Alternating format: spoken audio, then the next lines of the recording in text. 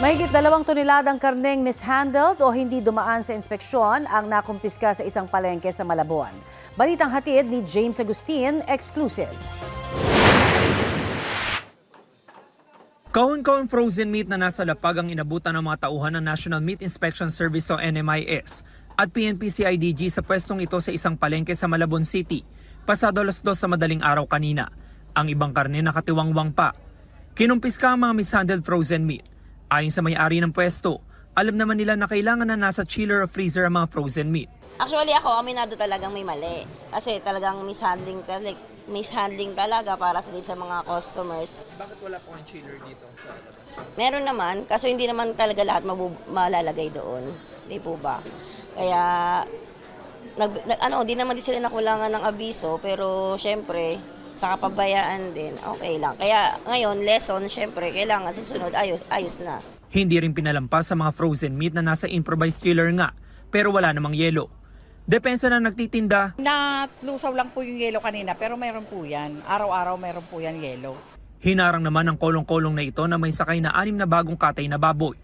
May naipakitang meat inspection certificate, pero Caloocan na nakasaad na destinasyon sa halip na Malabon.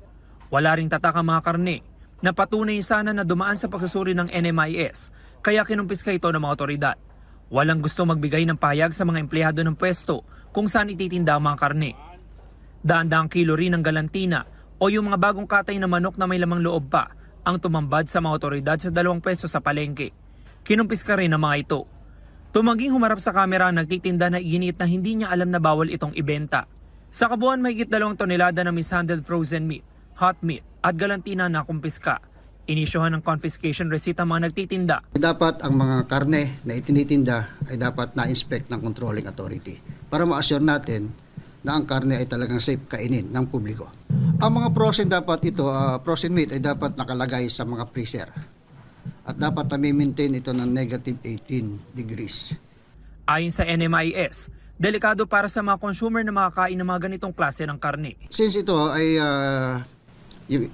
hindi nagkaroon ng sapat na inspeksyon at nagkaroon ng contamination, pwedeng ma-endanger yung health ng consuming public. Marami tayong sakit na zoonotic, ibig sabihin sakit ng hayop na pwedeng humawa sa tao.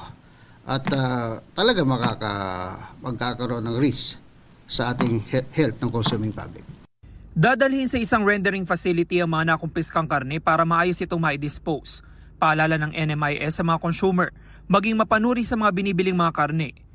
James Agustin, nagbabalita para sa GMA News.